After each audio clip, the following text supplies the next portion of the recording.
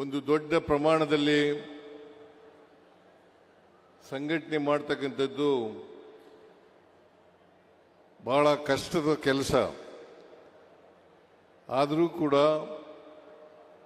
ತುಮಕೂರು ಜಿಲ್ಲೆಯ ಜನ ಇವತ್ತು ಇಷ್ಟೊಂದು ದೊಡ್ಡ ಪ್ರಮಾಣದಲ್ಲಿ ಬಂದಿದ್ದೀರಿ, ಈ ಕಾರ್ಯಕ್ರಮದಲ್ಲಿ ಭಾಗವಹಿಸಿದ್ದೀರಿ. ಅದಕ್ಕೋಸ್ಕರ ನಿಮ್ಗೆಲ್ಲರಿಗೂ ಕೂಡ ಧನ್ಯವಾದಗಳನ್ನು ಹೇಳಲಿಕ್ಕೆ ಬಯಸ್ತಾ ಇದ್ದೇನೆ.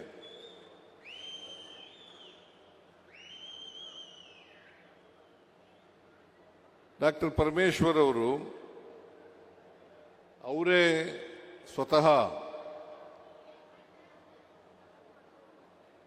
ನಮ್ಮ ಸರ್ಕಾರಕ್ಕೆ 3 ವರ್ಷ ತುಂಬುತ್ತಾ ಇದೆ. 3 ವರ್ಷದ ಕಾರ್ಯಕ್ರಮವನ್ನು ತುಮಕೂರಿನಲ್ಲಿ ಮಾಡ್ತೇನೆ ಅಂತ ಹೇಳಿದ್ರು. ನಾನು ಕೃಷ್ಣ ಬೈರೇಗೌಡರಿಗೆ ಮಾತಾಡಿದೆ. ಕೃಷ್ಣ ಬೈರೇಗೌಡರು ಕೂಡ ಈ ಕಾರ್ಯಕ್ರಮ ತುಮಕೂರಿನಲ್ಲಿ ಮಾಡಲಿಕ್ಕೆ ಒಪ್ಕೊಂಡ್ರು. ಹಾಗಾಗಿ ನಮ್ಮ 3ನೇ ವರ್ಷದ ಅವಧಿಯ ಕಾರ್ಯಕ್ರಮವನ್ನು ತುಮಕೂರಿನಲ್ಲಿ ಮಾಡ್ತಾ ಇದ್ದೇವೆ.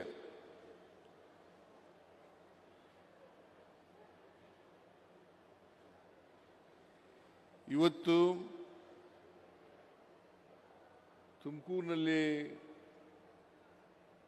3ನೇ ವರ್ಷದ ಕಾರ್ಯಕ್ರಮ, ಅದರ ಜೊತೆಗೆ ಅನೇಕ ಅಭಿವೃದ್ಧಿ ಕಾರ್ಯಕ್ರಮಗಳಿಗೆ ಶಂಕುಸ್ಥಾಪನೆ ಮತ್ತು ಉದ್ಘಾಟನೆ ಮಾಡತಕ್ಕಂಥ ಕೆಲಸವನ್ನು ಕೂಡ ಮಾಡಿದ್ದೇವೆ.